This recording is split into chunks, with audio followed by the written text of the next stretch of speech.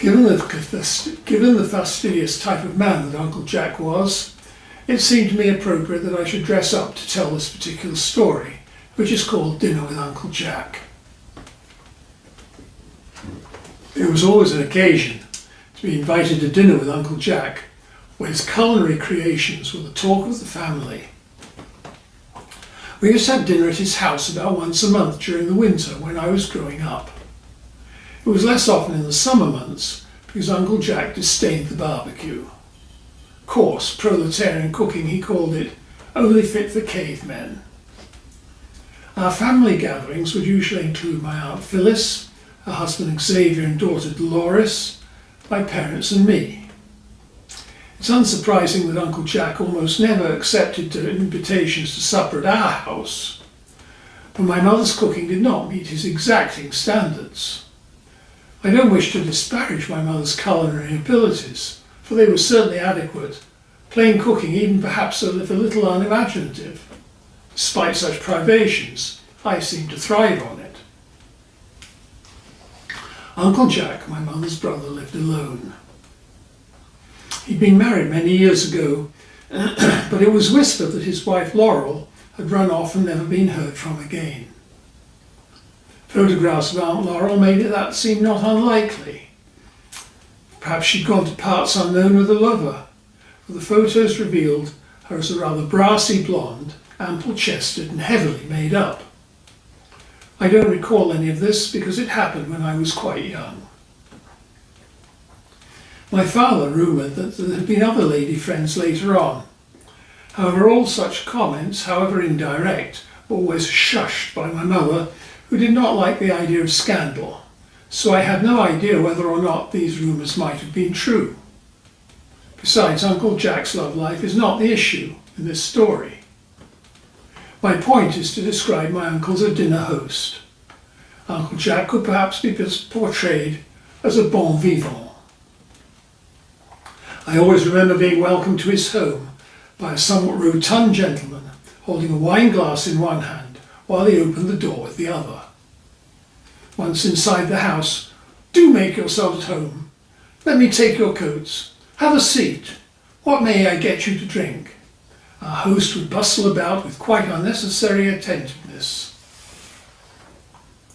When I became a teenager and more worldly aware, I couldn't help wondering whether perhaps this overly fastidious uncle of mine might be gay.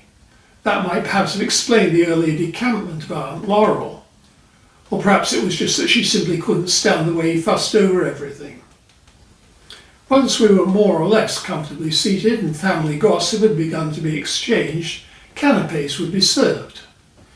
These might include confections of liver pâté, which our host would take pains to assure us was homemade, not store-bought. Gasps of praise and astonishment were apropos. Aunt Phyllis was particularly talented in that department. Alternatively, there might be delicacies such as small cubes of meat, marinated in calvados and decorated with winter herbs. As an accompaniment, the adults might partake of a vintage white port or other hard-to-obtain libation. Dinner was always served in the dining room, lit with candles set in silver candelabra. Even on his own, I can't possibly imagine Uncle Jack eating pizza in front of the television.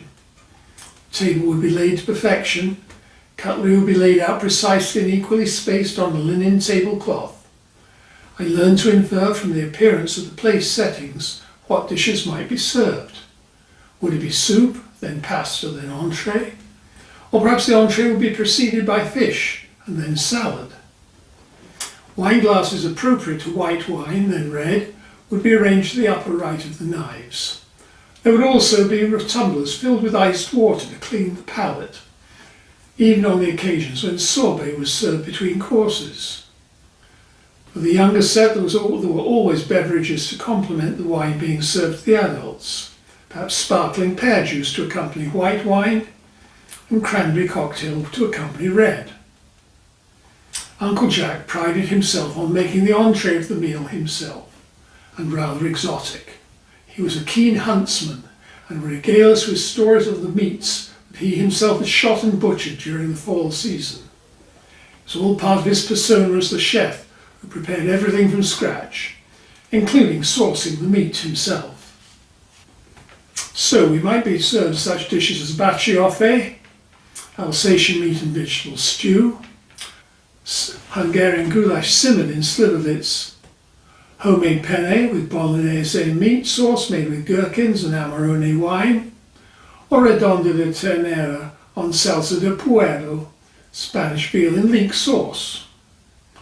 It was fortunate that Dolores and I were somewhat submissive and placid children, for I simply cannot imagine the more energetic young of the species sitting patiently through the feast that was served.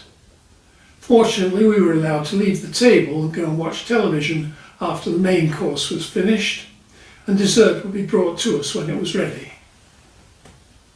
However, once we entered our teens, we were expected to remain at the table throughout. Our family's initiation to adulthood that could be thought to parallel a Jewish bar mitzvah. To this day, however, I appreciate Uncle Jack's insistence on good table manners and polite conversation. These have held me in good stead in my career as a personal financial advisor to the wealthy, among whom I do not count the boorish nouveau riche. Uncle Jack died an untimely death at the age of 60, no doubt assisted out of this world by a surfeit of rich food and wine. Because of my professional background and the absence of a formal will, I was asked to be appointed as executor. No other family members were interested in acquiring his suburban house, a 3-bedroom bungalow with full basement, so it was my responsibility to prepare it for sale. First, of course, I had to establish whether other family members had interest in any of my uncle's goods and chattels. These were distributed after compiling a list of who got what and the value thereof. Next, it was necessary to make a complete inventory of the contents of the house and to arrange for an estate auction. In the course of preparing the aforesaid list, I had to determine whether the basement contained anything of significant value. At some time in the past, an effort had been made to start on creating a rec room down there. However, the project was never completed, with most of the basement walls being left with studs and pink insulation batting uncovered. Whether this work had taken place during the tenure of Uncle Jack and Aunt Laurel, or previous to them, I can't say. As a result, the basement functioned as an extended box room, filled with worthless junk as far as I could tell. There was a locked door to the cold storage root cellar under the front porch, whose key I found on Uncle Jack's keyring. When I switched on the light, the usual naked 60-watt bulb hanging from a pigtail fixture, I found a series of blue Rubbermaid bins, neatly stacked about a dozen in all.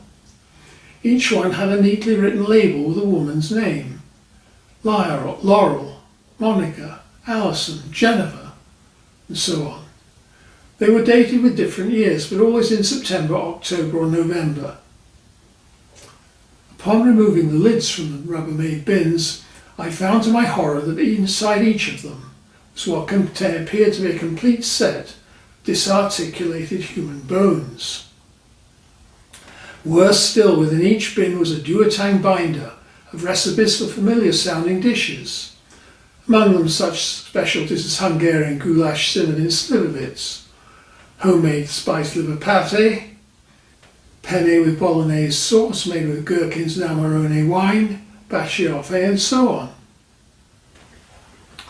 I had never before experienced the feeling of being sick to my stomach due to shock, but there in that cold root cellar I was decidedly queasy. The origin of Uncle Jack's exotic meat dishes and his fall hunting expeditions now became clear. I, along with the rest of the family, and who knew what others of Uncle Jack's circle of friends and neighbours, had been partakers of cannibalistic banquets. Clearly the correct action was to call the police. However, because the Rubbermaid bins had been there for months in the most recent cases, back to many years, I decided that a further short delay would not make any difference to those inside. It took me very little reflection to conclude that I had a serious ethical dilemma on my hands. Were I to take this information to the authorities, there would be no way of keeping it quiet. The women represented on the labels would have to be traced from lists of missing persons, identified, and their next of kin found and notified. Their bones would have to be examined to try and ascertain the cause of death, given proper burials. Meanwhile, through months and years of publicity, we would undoubtedly be forever stigmatized as the cannibal family. One can only imagine the sorts of tabloid headlines. Murdered women eaten at family dinners. Serial killer feeds victims to family members. Cannibals in suburbia, new revelations. Our faces would grace the tabloids year after year across North America, and each new revelation, each new identification would bring journalists and TV camera crews to our doors. We'd be vilified through social media, shunned in our community, and certainly receive death threats, which in these febrile times might well be carried out. It therefore occurred to me that perhaps it would be better not to inform the police at all. I rationalised this to myself on the grounds of the benefit of sparing the families of the murdered women distress of learning the gruesome end of their loved ones, slaughtered, eaten, and their skeletons disarticulated and stored in Rubbermaid bins, along with the recipes for their entrees they had become. So that's what I did. Turned out to be surprisingly straightforward. Because the basement was only partly finished, a reno would need to be completed in any case before putting the property on the market. I locked up the root cellar again and called in the auctioneer's people to arrange for the estate auction. Once that was out of the way and the house was empty, I spent a week's vacation building a false wall along the narrow end of the basement, and I placed the Rubbermaid bins behind it. I made sure to add insulation bats so that the completed wall would not sound hollow.